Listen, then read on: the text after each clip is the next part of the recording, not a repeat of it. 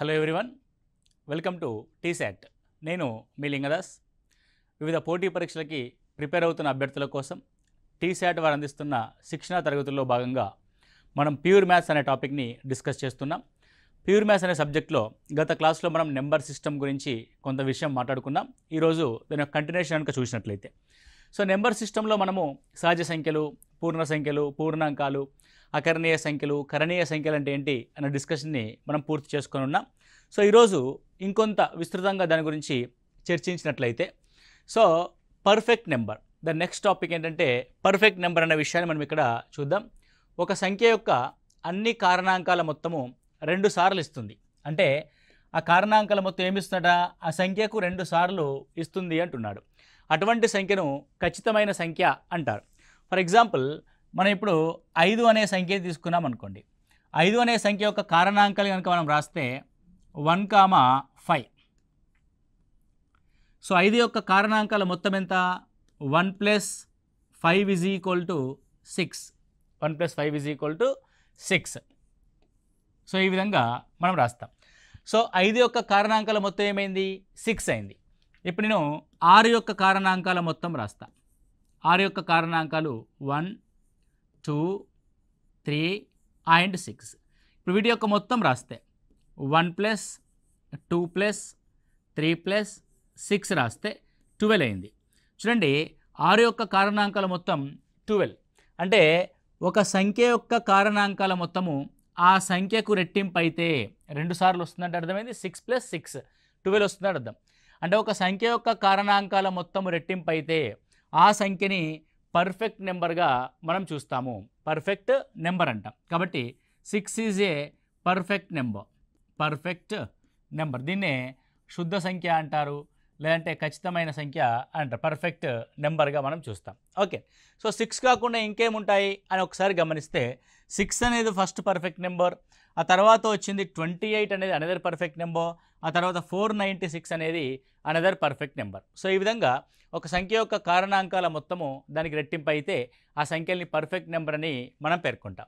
ఇక్కడ చూడండి, సరే మరి 5 యొక్క కారణాంకాల మొత్తం 6 అయింది కదా, మరి వీటిని ఏమైనా అంటారా అని ఒకసారి డౌట్ వస్తే, ఏదైనా ఒక సంఖ్య యొక్క కారణాంకాల మొత్తం, సో చూడండి, ఒక సంఖ్య, ఆ సంఖ్య యొక్క కారణాంకాల మొత్తం, ఒక సంఖ్య, ఆ సంఖ్య యొక్క కారణాంకాల మొత్తం, ఈ జతని ఏమంటారంటే, ఈ జతని స్నేహపూర్వక సంఖ్యలు అని అంటాం.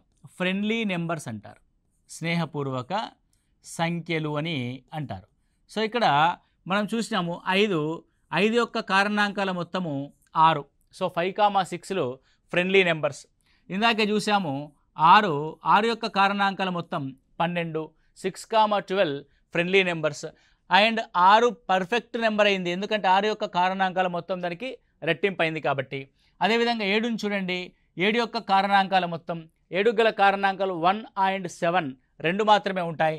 సో 1 + 7 8. 7,8లు ఫ్రెండ్లీ నెంబర్స్. అదేవిధంగా 8 యొక్క కారణాంకాల మొత్తం చూడండి, 8 యొక్క కారణాంకాలు ఏముంటాయి? 1, 2, 4, 8. 8 + 4 12, 12 + 2 14, 14 + 1 15. సో 8,15లు కూడా మనకి ఫ్రెండ్లీ నెంబర్స్, స్నేహపూర్వక సంఖ్యలుగా మనం చూస్తాం. సరే, ఇవి ఎందుకు ఉపయోగపడతాయి మనకి ఎగ్జామినేషన్ పాయింట్ ఆఫ్ వ్యూలో అని చూసినప్పుడు, క్రింది వాటిలో భిన్నమైనది ఏది అని అడిగి ఆప్షన్స్ ఇస్తారనమాట. క్రింది వాటిలో భిన్నమైనది ఏది? 5,6, 6,7, 7,8, 8,15 అని ఇచ్చాడనుకోండి. సో చాలామంది ఏం పొరపాటు పడతారంటే 5, 6, 6, 7, 7, 8 అంటే ఇవి 2 పక్కపక్క నెంబర్స్, 8,15 మాత్రము పక్కపక్క నెంబర్ కాదు అని చెప్పేసి 8,15ని ఆన్సర్ చేయడానికి ఎక్కువ అవకాశం ఉంటుంది. కానీ ఇక్కడ గమనించాల్సింది, ప్రశ్న యొక్క స్వభావం ఏంటంటే 5 యొక్క కారణాంకాల మొత్తము 6, 7 యొక్క కారణాంకాల మొత్తము 8, 8 యొక్క కారణాంకాల మొత్తము 15. ఈ ప్రశ్న ఫ్రెండ్లీ నెంబర్స్కి సంబంధించింది, స్నేహపూర్వక సంఖ్యలకు సంబంధించింది. 6 యొక్క స్నేహపూర్వక సంఖ్య 7 కాదు, 12 అవుతుంది. కాబట్టి which is the right option అంటే 6, అంటే క్రింది వాటిలో భిన్నమైనది ఏది? 6,7. అంటే దీని ప్లేస్లో ఏముండాలి? 6, 12 అనేది ఉండాలి. ఓకే, ఇలాంటి కొంచెం ట్విస్టీగా ఉన్న క్వశ్చన్స్ చూసి మనము ఆన్సర్ 8,15 పెడతాము, కీలో 6,7 ఇస్తాడు. అప్పుడు మనం బయటకు వచ్చిన తర్వాత అంటాం అరే కీ రాంగ్ ఉంది అని చెప్పేసి. కానీ ఎగ్జామినర్ యొక్క ఇంటెన్షన్ ఏంటి, రెండు వరుస సంఖ్యలను గుర్తించమని అడుగుతాడు అంత సింపుల్గా. 5 6 6 7 7 8 ఇలా అడగడు కదా. అంటే దాంట్లో ఏదో ఒక కాన్సెప్ట్ అనేది ఉంటుంది. ఆ కాన్సెప్ట్ మనం ఐడెంటిఫై చేయగలగాలి. ఇక్కడ ఉన్న కాన్సెప్ట్ ఏంటంటే ఫ్రెండ్లీ నెంబర్స్ అనే కాన్సెప్ట్ అనేది మన ఇక్కడ ఉండడం జరిగింది. ఓకే, సో అదేవిధంగా నెక్స్ట్ కనుక చూస్తే ట్విన్ ప్రైమ్ నెంబర్స్. సో ఏవైనా మనం ప్రధాన సంఖ్యల గురించి ఆల్రెడీ మనం మాట్లాడుకున్నాం. ప్రధాన సంఖ్యలు మనము రాసాం కూడా. సో 100లో ప్రధాన సంఖ్యలు 25. సో కొన్ని ప్రధాన సంఖ్యలు మనం రాద్దాం. సో మొదటి ప్రధాన సంఖ్య 2, అదే మొట్టమొదటి సరి ప్రధాన సంఖ్య, ఏకైక సరి ప్రధాన సంఖ్య. 3 మొట్టమొదటి బేసి ప్రధాన సంఖ్య 3, ఆ తర్వాత 5, ఆ తర్వాత 7, 11, 13, 17, 19. ఓకే, రాసి చూద్దాం. ఇక ఇలా రాయొచ్చు మనం 25 వరకు రాయొచ్చు అందులోపు. సో ఇక్కడ చూడండి ఏమంటున్నారు, ట్విన్ ప్రైమ్ నెంబర్స్. దీన్ని తెలుగులో ఏమంటారంటే కవల ప్రధానులు అంటారు, లేదంటే కవల ప్రధాన సంఖ్యలుగా మనం పేర్కొంటాం. కవల ప్రధాన సంఖ్యలు. ట్విన్ అంటే కవల. కవల అంటే ఏంటండి, పక్క పక్కనే అంటే దగ్గర పోలికలతో ఉండాలి. దగ్గర పోలికలతో ఉండాలంటే వాటి మధ్య తేడాలు తక్కువగా ఉండాలి. ఇప్పుడు చూడండి 2 3 ఎట్లాగో పక్క పక్క సంఖ్యలే కాబట్టి ఒకటి డిఫరెన్స్తో మనకి ఎట్లాగూ ఉండవు సంఖ్యలు. సో ఇక్కడ చూడండి 3,5ల మధ్య డిఫరెన్స్ ఎంత, 2. ఇవి రెండు దగ్గర దగ్గర ఉన్నాయి. 5,7ల మధ్య డిఫరెన్స్ ఎంత, 2. 7,11ల మధ్య డిఫరెన్స్ ఎంత, 4. అంటే 2 కంటే 4 కొంచెం ఎక్కువ డిఫరెన్స్ అనేది ఉంది. 11,13ల మధ్య డిఫరెన్స్ ఎంత, 2. 13,17 మధ్య డిఫరెన్స్ ఎంత, 4. 17,19 మధ్య డిఫరెన్స్ ఎంత, 2. అంటే నేను ఏవైతే రౌండప్ చేశానో ఆ రౌండప్ చేసిన ఆ ప్రధాన సంఖ్యల మధ్య భేదం ఎంత ఉంది, 2 ఉంది. అంటే ఏవైతే ప్రధాన సంఖ్యల మధ్య భేదము 2 ఉంటుందో ఆ ప్రధాన సంఖ్యలు ఏమంటారంటే కవల ప్రధాన సంఖ్యలు, ట్విన్ ప్రైమ్ నెంబర్స్ అంటాం. అంటే the difference between the two prime numbers, the difference between the two prime numbers equal to 2. The two prime numbers are called twin prime numbers. Okay, primes differ by 2 are called twin prime numbers. Okay, so ప్రధాన సంఖ్యలు 2 చేత విభేదించబడితే వాటిని ఏమంటారంటే twin prime నెంబర్స్గా మనం ఇక్కడ చూస్తాం. ఈ విధంగా ట్విన్ ప్రైమ్ నెంబర్స్ అనేటివి ఉంటాయి. అదేవిధంగా నెక్స్ట్ కాన్సెప్ట్ సహప్రధాన సంఖ్యలు. సహప్రధాన సంఖ్యలు వీటిని కో ప్రైమ్ నెంబర్స్ అని అంటాం, లేదా పరస్పర ప్రధాన సంఖ్యలు కూడా పేర్కొంటారు. పరస్పర ప్రధాన సంఖ్యలు అనొచ్చు, లేదంటే సాపేక్ష ప్రధాన సంఖ్యలు అనొచ్చు, లేదంటే పరస్పర ప్రధాన సంఖ్యలు అనొచ్చు.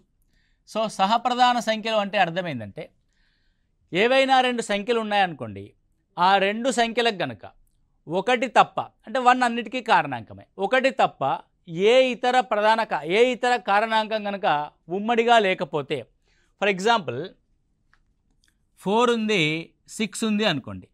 4 యొక్క కారణాంకాలు మనం రాస్తే 1, 2, 4. 6 యొక్క కారణాంకాలు రాస్తే 1, 2, 3, 6. రైట్లో గమనించండి, 1 అనేది ఉమ్మడి, ఎందుకంటే 1 అనేది అన్నిటికీ ఉంటుంది కాబట్టి 1 is the common factor. So 1 కాకుండా 2 కూడా కామన్గా ఉంది. 1 కాకుండా 2 కూడా కామన్గా ఉంది. అలా కామన్ కారణాంకాలు కనుక లేకపోతే, ఉమ్మడి కారణాంకాలు కనుక లేకపోతే వాటిని సహప్రధాన సంఖ్యలు అంటారు.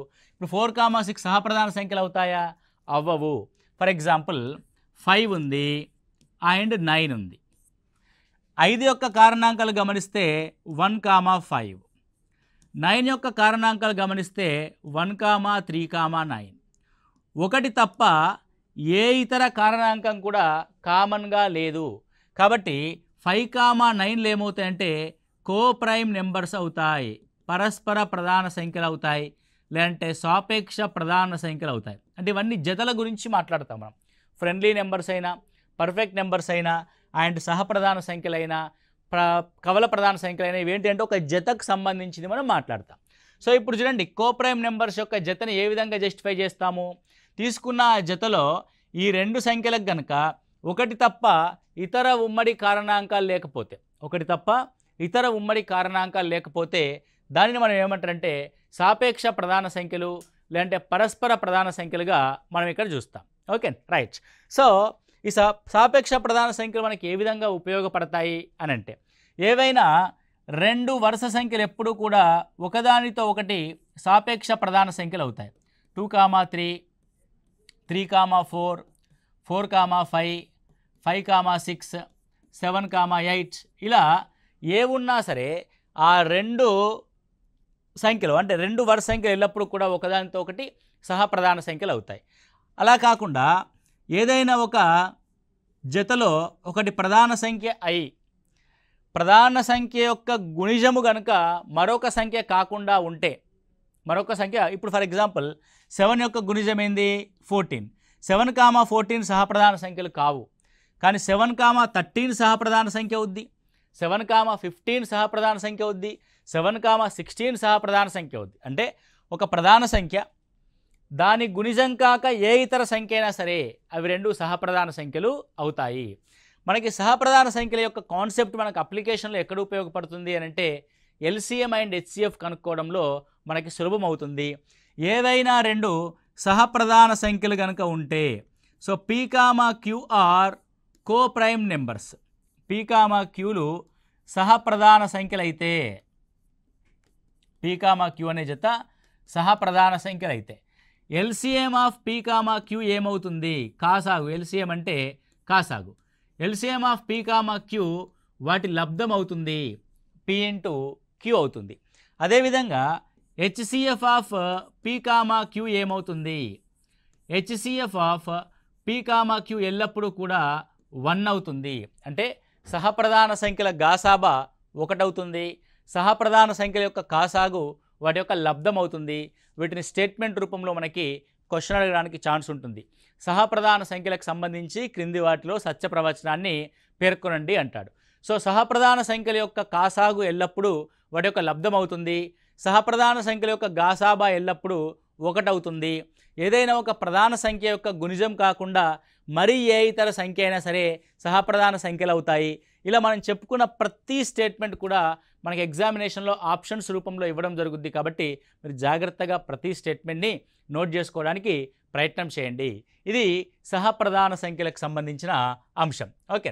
సో నెక్స్ట్ కనుక మనం గమనిస్తే ఇప్పుడు క్వశ్చన్స్ ఏ విధంగా అడుగుతాడు ఇది కాన్సెప్ట్ ఆఫ్ ది దాని ఏమంటారు సహప్రధాన సంఖ్యలు, ప్రధాన సంఖ్యలు, సహజ సంఖ్యలు ఇవన్నీ సంఖ్యలకు సంబంధించిన డిఫరెంట్ కాన్సెప్ట్స్ మనం ఇక్కడ చూసాం. So some of the questions ఏ విధంగా అడుగుతాడన్న విషయాన్ని మనం ఇక్కడ గమనించట్లయితే రాజ్ 1 నుండి 1000 సంఖ్యల్ని టైప్ రైటర్పై టైప్ చేయాలి. అతను ఎన్నిసార్లు టైప్ రైటర్ యొక్క కీని నొక్కాలి అంటున్నాడు. ఓకే. సో ఇదే క్వశ్చను ఇంకొక రకంగా కూడా అడగొచ్చు. రాజ్ 1 నుంచి 1000 సంఖ్యల్ని రాయాలి అనుకుంటున్నాడు. అతను ఎన్ని డిజిట్స్ని అంటే ఎన్ని అంకెల్ని ఉపయోగించవలసి ఉంటుంది అని అడగొచ్చు. నేను టైప్ రైటర్పై కీని ఎన్నిసార్లు నొక్కవచ్చు అంటాడు. సో ఇక్కడ చూడండి మనం 1 రాయాలనుకుంటే మనం 1 డిజిట్ని వాడతాం. ఎన్ని డిజిట్స్ వాడుతున్నాం అంటే 1 కోసం 1 డిజిట్ వీఆర్ యూజింగ్. 2 రాయాలనుకోండి 2 అనే ఒకే ఒక డిజిట్ని వాడుతున్నాం అంటే 1 డిజిట్. అంటే సింపుల్ ఇది single digit numbers. For single digit numbers we are using only 1 digit. ఒకవేళ డబల్ డిజిట్ నెంబర్ ఉందనుకోండి 1, 0 ఇందులో ఎన్ని డిజిట్స్ వాడుతున్నాము 1 అనేది ఒక డిజిట్, 0 అనేది ఒక డిజిట్. ఆ విధంగా 2 డిజిట్స్ని వాడుతున్నాం మనం. We're using 2 digits for 2 digit number. So అలా మనం రాస్తూ వెళ్తే 99 వరకు రాస్తాం. In 99 also we're using 2 digits. 100ని రాయాలనుకోండి 1 వాడతాం, 0 వాడతాం, 0 వాడతాం. అంటే 100ని రాయడానికి ఎన్ని వాడాం మనము 3 డిజిట్స్ వీఆర్ యూజింగ్. కాబట్టి 3 డిజిట్స్ మనం వాడతాం. 100ని రాయాలంటే we are using 3 digits. Okay. So ఎన్ని 3 డిజిట్ నెంబర్స్ ఉంటాయి ఇలా రాసుకుంటూ వెళ్తే the 999 was the last 3 digit number. ఇక్కడ కూడా మనము 3 డిజిట్ నెంబర్ వాడతాం. అంటే ప్రతి 3 అంకెల సంఖ్య కోసం ప్రతిసారి 3 అంకెల్ని మనం ఉపయోగిస్తూ ఉంటున్నాం. ఇక్కడ చూడండి 1 నుంచి 9 వరకు 1 digit numbers. First single digit numbers ఎన్ని ఉంటాయి, డబల్ డిజిట్ నెంబర్స్ ఎన్ని ఉంటాయి, త్రిబుల్ డిజిట్ నెంబర్స్ ఎన్ని ఉంటాయి అన్న విషయం మనకి తెలిసి ఉండాలి. సో సింగిల్ డిజిట్ నెంబర్స్ ఎన్ని ఉంటాయి అని అంటే 1 నుంచి 9 వరకు 9 ఉంటాయి.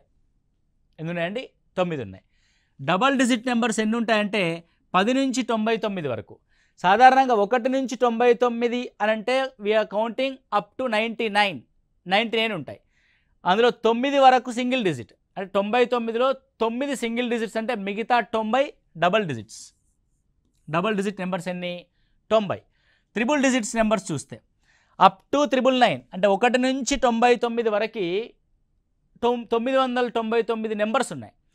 అందులో 99 వరకు డబల్ డిజిట్స్, అంటే out of 999 99 numbers are double digits and single digits. కాబట్టి అవి కాకుండా మిగతా అన్ని త్రిబుల్ డిజిట్స్. కాబట్టి 999లోంచి 99 తీసేస్తే 900. ఇప్పుడు మీరు జాగ్రత్తగా ఇక్కడ ఒక ఫార్మేషన్ మీరు గమనించవచ్చు. How many single digit numbers? 9. How many double digit numbers? 90. How many triple digit numbers? 900. ఒక అంకెను ఉపయోగించి రాయగలిగే సంఖ్యలు 9, 2 అంకెలను ఉపయోగించి రాయగలిగే సంఖ్యలు 90, 3 అంకెల్ని ఉపయోగించి రాయగలిగే సంఖ్యలు 900. ఏం గమనిస్తున్నాం మనం ఇక్కడ? సో ఎన్ డిజిట్ నెంబర్స్, ఎన్ డిజిట్ అంటే ఎన్ అంకెలు, 3 అంకెలు కావచ్చు, 4 అంకెలు కావచ్చు, చిన్న కావచ్చు, అంకెలు గల సంఖ్యలు ఎన్ని ఉంటాయి అన్నది ఫస్ట్ మీరు ఐడెంటిఫై చేయాలి. ఎన్ని ఉంటాయంటే 9 ఇంటూ,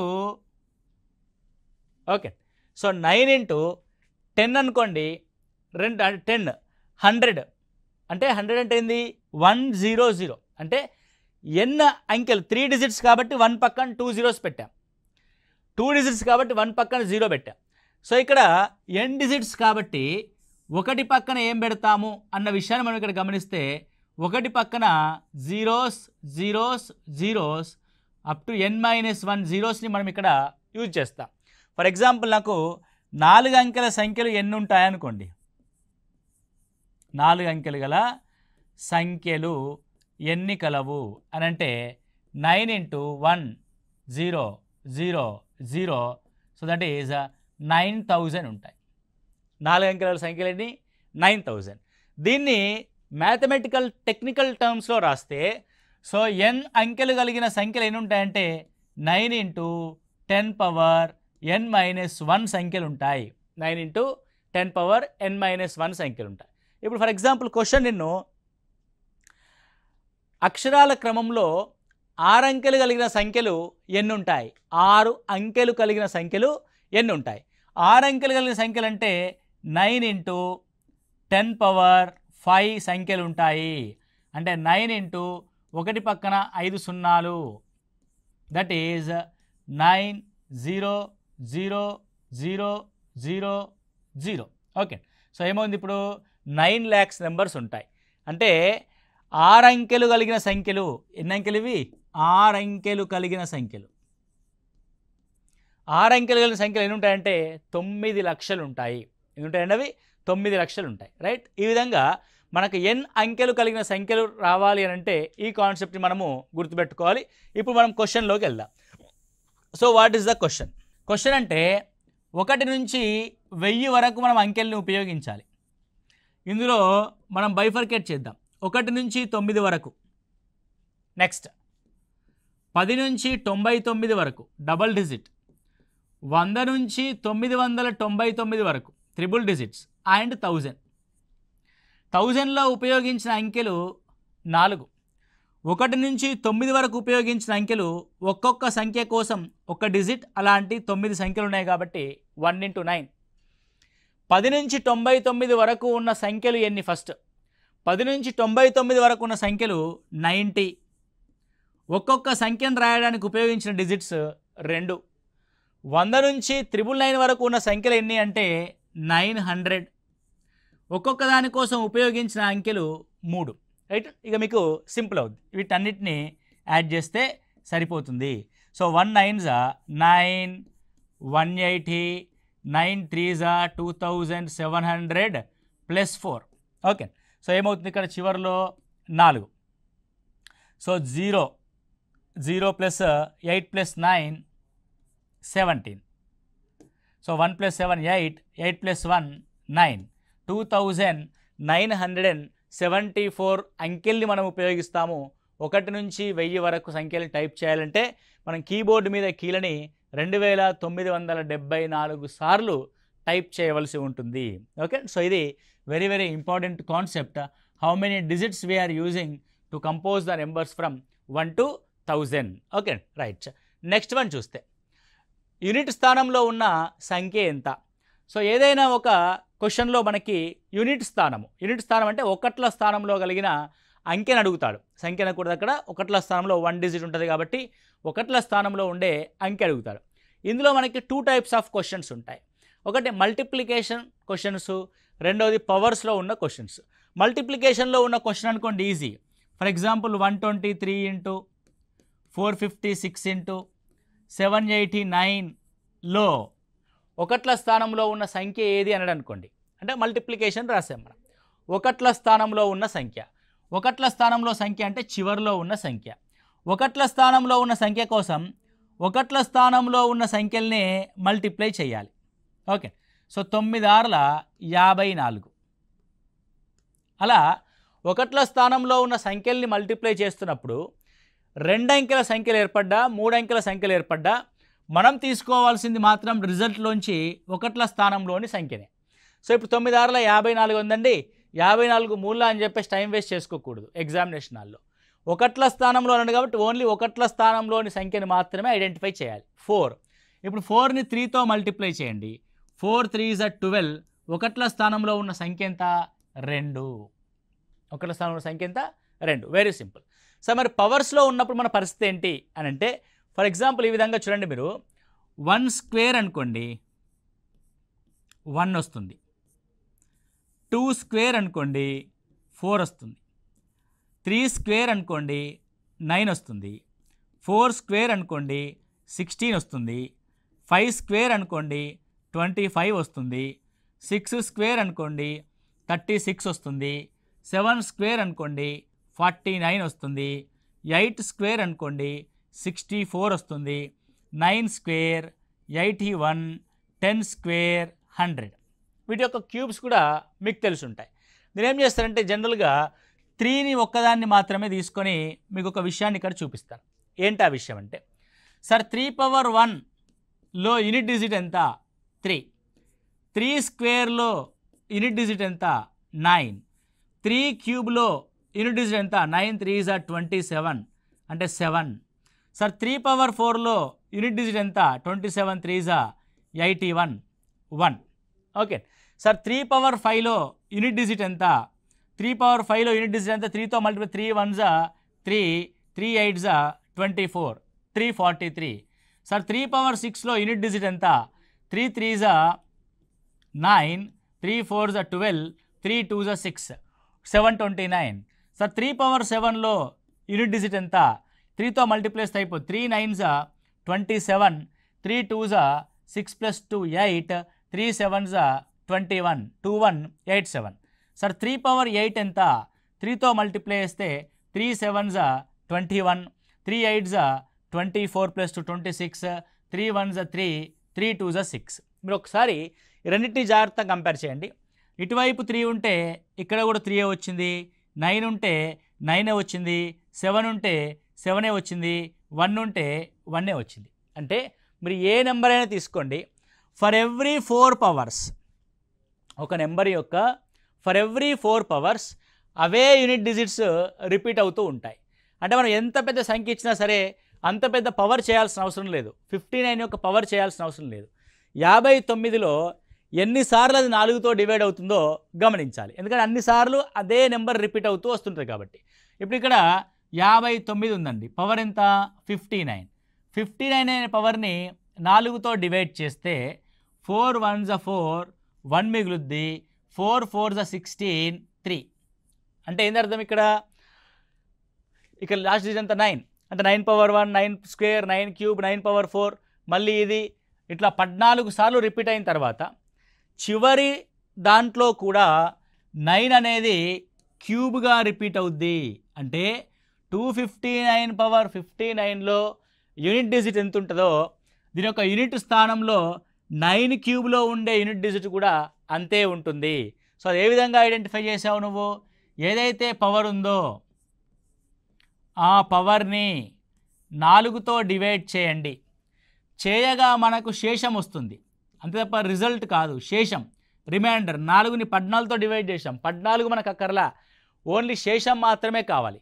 కాబట్టి శేషాన్ని తీసుకోండి. ఆ శేషాన్ని ఇవ్వబడిన సంఖ్యలోని లాస్ట్ డిజిట్కి పవర్గా రాయండి. 59 అనే పవర్ని 4తో డివైడ్ చేస్తే శేషం 3 వచ్చింది. శేషం 3ని 259 అనే సంఖ్యలోని లాస్ట్ డిజిట్ యొక్క పవర్గా రాయండి. 9 cube. What is the value of 9 cube? 9 cube is equal to 9 into 9 into 9, 9 9s 81 into 9, 9 1s 9. So finally unit digit ఎంత? 9 ఓన్లీ. యూనిట్ డిజిట్ ఎంత అండి? 9 ఓన్లీ. సో ఈ విధంగా ఒక సంఖ్య యొక్క పవర్స్లో ఇచ్చినప్పుడు మనము యూనిట్ డిజిట్ని కనుక్కోవడం జరుగుద్ది. ఫర్ ఎగ్జాంపుల్ ఇంకొకటి మనం చూద్దాం. 343 పవర్ 343లో యూనిట్ డిజిట్ ఎంత? ఒకట్ల స్థానంలోని సంఖ్య ఎంత, లేదంటే అంకె ఎంత? ఒకట్ల స్థానంలోని అంకె ఎంత? రైట్ అండి. సో ఒకసారి మీరు గమనించండి, మనం ఏం చెప్తున్నాం concept.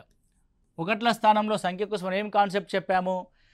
First you take the power. What is the power? Power also 343. పవర్ని తీసుకుంటున్నాను ఇక్కడ, 343ని కాదు, పవర్ని. సో పవర్ని 4తో డివైడ్ చేయాలి. సో పవర్ని 4తో డివైడ్ చేస్తాం. 4 8 32, 2 4 5 20, రిమైండర్ 3. మనకు కావాల్సింది 4తో డివైడ్ చేసినప్పుడు రిజల్ట్ ఎంత వచ్చింది అన్నది కాదు, రిమైండర్ ఎంత వచ్చింది అన్నది, శేషం ఎంత మిగిలింది అన్నది. శేషం ఎంత మిగిలింది? 3 మిగిలింది. ఇప్పుడు మిగిలిన శేషాన్ని ఏం చేయాలి? క్రింద ఇవ్వబడిన సంఖ్యలోని ఆ 3 యొక్క పవర్గా రాయాలి. అంటే so unit digit is equal to 3 cube. 3 cube is equal to 27. కాబట్టి ఇందులో ఉండే యూనిట్ డిజిట్ ఎంత అంటే 7 is unit digit. 7 is unit digit of 343 power 343లో. ఇక మీరు ఇలా ఎన్ని క్వశ్చన్స్ అయినా తీసుకొని ప్రాక్టీస్ చేయండి, సరిపోతుంది. One of the most important concept to find the unit digit in number systems. Okay, so ఈ విధంగా మనము నెంబర్ సిస్టమ్ అనే కాన్సెప్ట్ని డిస్కస్ చేస్తూ ఉన్నాం. నెక్స్ట్ క్లాస్లో సమ్ ఆఫ్ ది డిజిట్స్ అనే కాన్సెప్ట్ని, దాంతోపాటు డివిజబుల్ రూల్స్ అనే కాన్సెప్ట్ని కూడా మనం డిస్కస్ చేద్దాం. Okay, thank you. All the best.